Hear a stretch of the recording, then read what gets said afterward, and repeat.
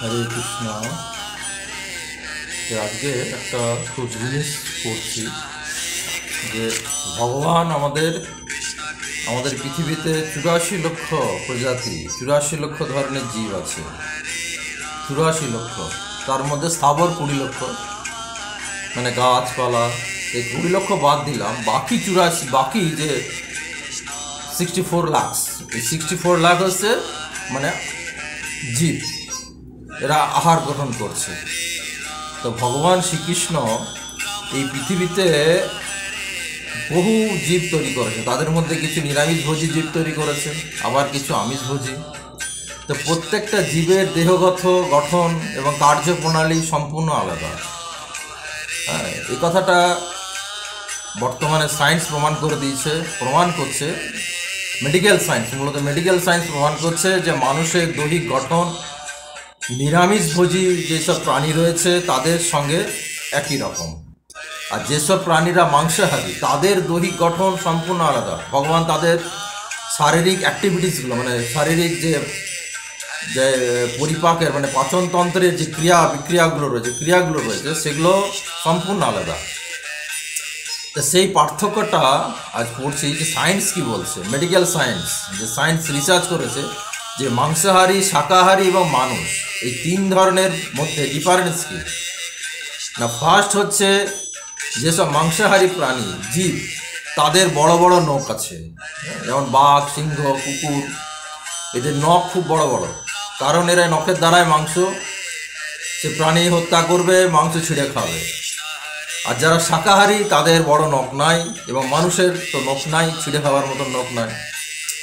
Second বলছে যেসব প্রাণী মাংসাহারী তাদের গায়ের ত্বকে ছিদ্র বা ঘর্মগ্রন্থি নাই, ঘর্ম নিঃসরণের জন্য তাদের জীব ব্যবহার করে। সুতরাং এখানে পরিষ্কার করে বলেছে সায়েন্স যে যারা মাংসাহারী প্রাণী, যেমন বাঘ, কুকুর, বিড়াল, এদের গায়ে ঘর্মগ্রন্থি মানে ঘাম নির্গত হওয়ার গ্রন্থি নাই, তাদের জীব দিয়ে এটা বেরোয়। কিন্তু যারা শাকাহারী প্রাণী তাদের শরীরে লক্ষ লক্ষ ছিদ্র দিয়ে ঘর্ম নিঃসৃত হয়।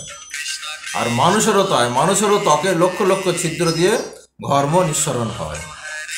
থার্ড কি ডিফারেন্স আছে? থার্ড ডিফারেন্স হচ্ছে যেসব মাংসাহারী প্রাণী তাদের দাঁতের সামনের সারিতে লম্বা লম্বা তীক্ষ্ণ 2টো দাঁত আছে, 2টো বা 3টে। তো যারা মাংসাহারী প্রাণী যেমন বাঘ, কুকুর, এদের সামনের দাঁতগুলো মানে সামনের সারির দাঁতগুলো খুব লম্বা লম্বা হয় এবং চিচালো হয়।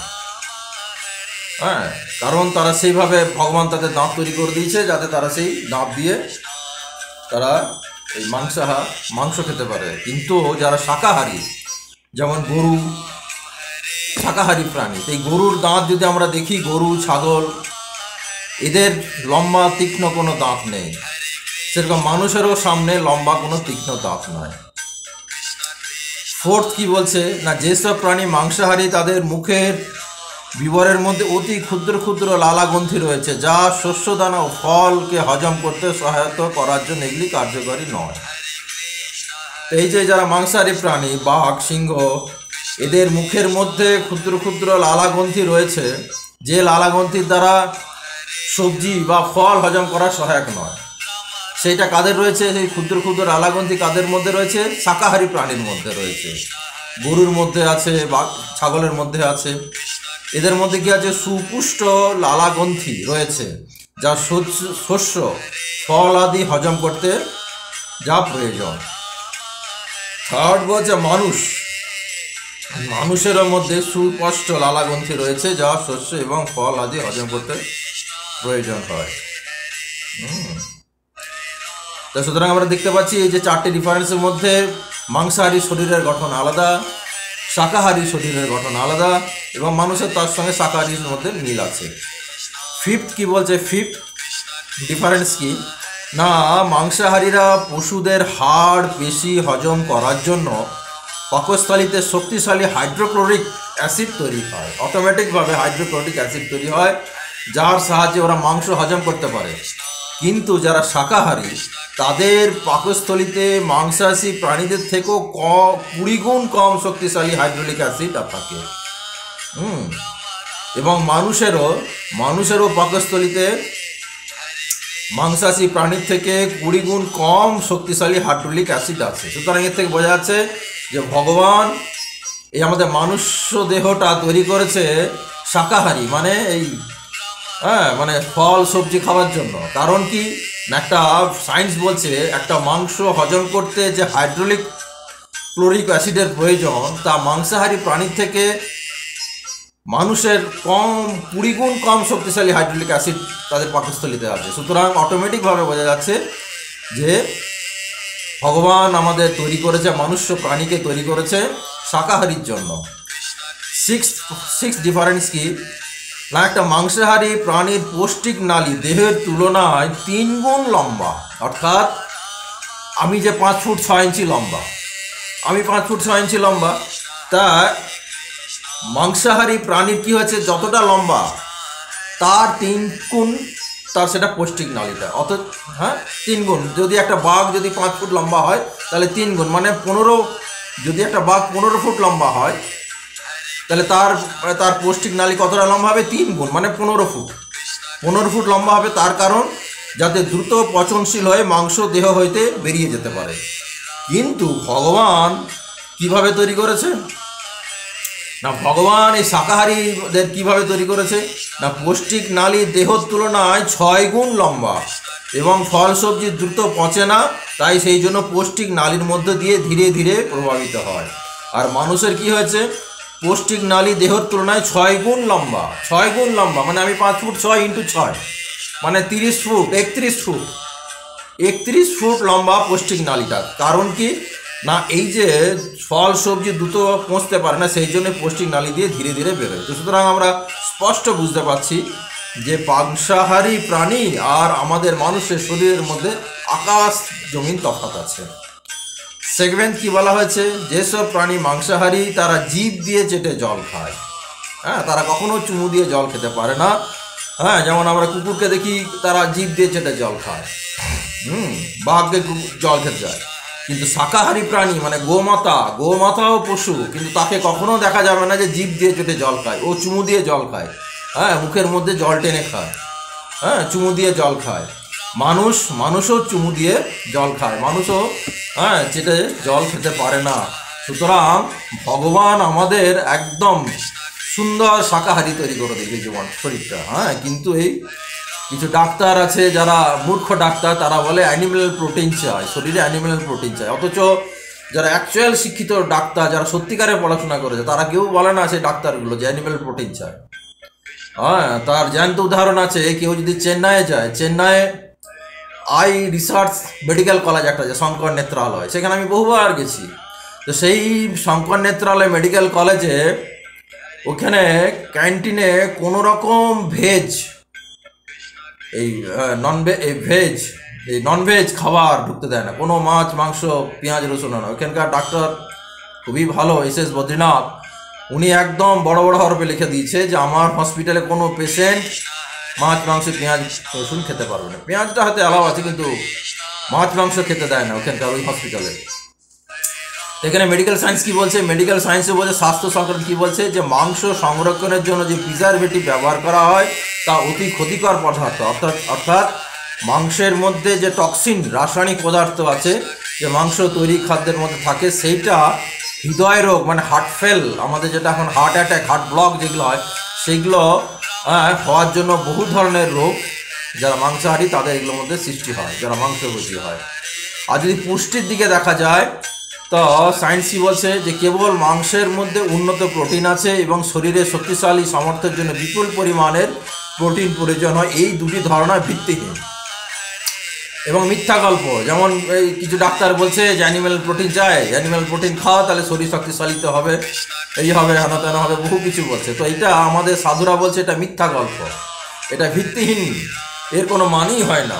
তো একটা যদি মানুষ দুধ বা দুধ জাতীয় দ্রব্য, শস্যদানা, ডালে যেমন প্রচুর প্রোটিন আছে, যেমন মুগ ডাল, ছোলার ডাল, এর মধ্যে প্রচুর প্রোটিন আছে। ডাল, শস্যদানা, বাদাম তো প্রোটিনের ভাণ্ডার, প্রোটিন জাতীয়, আর বিভিন্ন জাতীয় ফল, হ্যাঁ, বিভিন্ন যে ফল সবই প্রোটিনের সুসংগত উৎস, মানে এদের প্রচুর এই প্রোটিন পাওয়া যায়।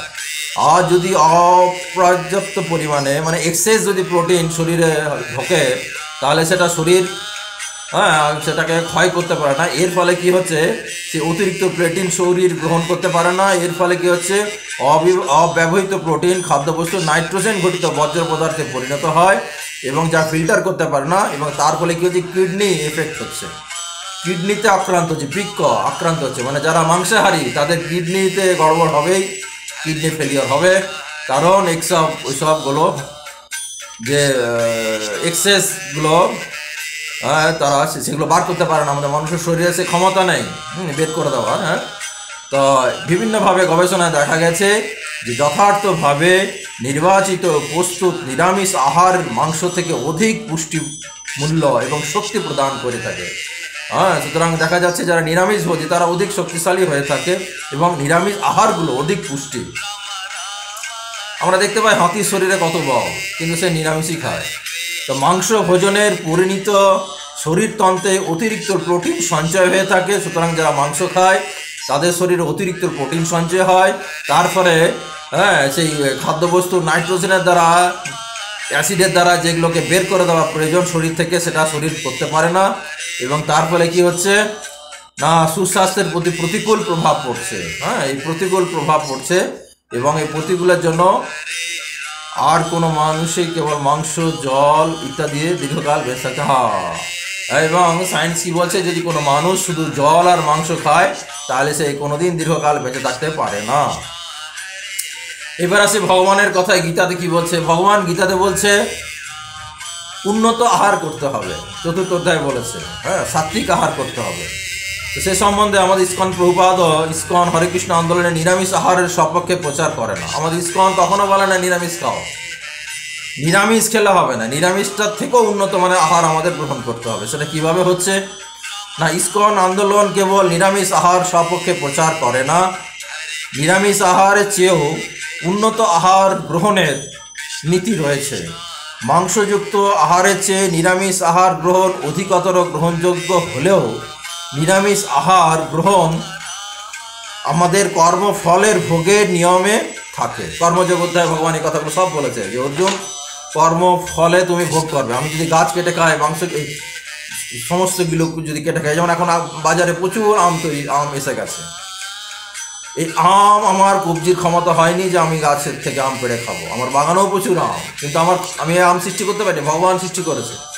সুতরাং সে আম নিরামিষ ভোজীদের জন্য, কিন্তু সেটা আমি খেতে পারি না যতক্ষণে ভগবানকে ভোগ নিবেদন করে খাই। তো এই নিরামিষ আহারও গ্রহণ করা আমাদের কর্মফলের ভোগের নিয়মে থাকে। জীব হত্যা জনিত পাপকর্ম ফলে ভোগে জড়িয়ে পড়া থেকে পুরোপুরি অব্যাহত দিতে পারে না। প্রসঙ্গের কথা। তা ভগবান এখানে বলেছেন যে আমরা যদি নিরামিষ খাই তাই আমরা এই কর্মফল থেকে আমরা অব্যাহতি পেতে পারি না। তাছাড়া কেবল একজন নিরামিষ হওয়ার মধ্যে কৃতিত্ব কিছু নয়। আমি বিরাট নিরামিষ খাই, আমি মাছ মাংস খাই না, তো সুতরাং আমি এমন কোনো বাহাদুর নয়। কারণ বানর, খরগোশও নিয়মিতভাবে নিরামিষ ভোজী। ভগবদ্গীতায় উন্নতর আহার যে নীতি নির্দেশিত হয়েছে, আমাদের অবশ্যই সেই নিরামিষ আহার গ্রহণ করতে হবে, কিন্তু তার আগে সে আহার্য বস্তুটা পবিত্র করে নেওয়ার জন্য প্রথমে ভগবান শ্রীকৃষ্ণকে নিবেদন করতে হবে। সুতরাং যে এই আহারগুলো আমাদের দিয়েছে, আমাদের যে সাপ্লাই করেছে, তাকে নিবেদন করেছে আহারটা আমাদের পবিত্রতায় নিয়ে আসতে হবে এবং সেই পবিত্র আহার ভগবানের ভোগ নিবেদন করে সেটা আমাদের নিবেদন করার ফলে নিবেদনকারী সে প্রসাদ রূপে গ্রহণ করতে পারে। এইভাবে নিবেদন করার ফলে নিবেদনকারী আর জীব হত্যা, উদ্ভিদ হত্যা জনিত পাপ কর্ম ফল স্পর্শ করে না। কারণ সায়েন্সও এখন বলছে যে এই উদ্ভিদের মধ্যেও প্রাণ আছে। সুতরাং সেই প্রাণী হত্যা সেটাও যেটা হচ্ছে এই গাছ শাকের মধ্যে, গাছগাছড়ার মধ্যে যে প্রাণ আছে, সেটা আমাদের এই পাপ কর্ম স্পর্শ করতে পারে না যদি আমরা ভগবানকে নিবেদন করে খাই। এবং না হলে, এবং আমরা যদি আহার্য বস্তু, আমি নিরামিষ খাই, গেলাম দোকানে গিয়ে একদম চপ মুড়ি খেয়ে ফেলে চলে এলাম, আমি নিরামিষ খাই ভাই, হ্যাঁ, তো সুতরাং নিরামিষ দোকানে চপ খেলাম, কিন্তু এর ফলে কি হবে, যে কর্মের নিয়ম অনুসারে ব্যক্তিগতভাবে আমাদের হত্যাজনিত কর্মের ফল ভোগ করতে হবে। হরে কৃষ্ণ হরে কৃষ্ণ। তাহলে আমাদের শুধু নিরামিষ খেলে হবে না, আমাদের সেটাকে ভগবানকে ভোগ লাগিয়ে সেই আহারটাকে পবিত্র করে খেতে হবে। হরে কৃষ্ণ কৃষ্ণ কৃষ্ণ হরে হরে, হরে রাম রাম রাম হরে হরে।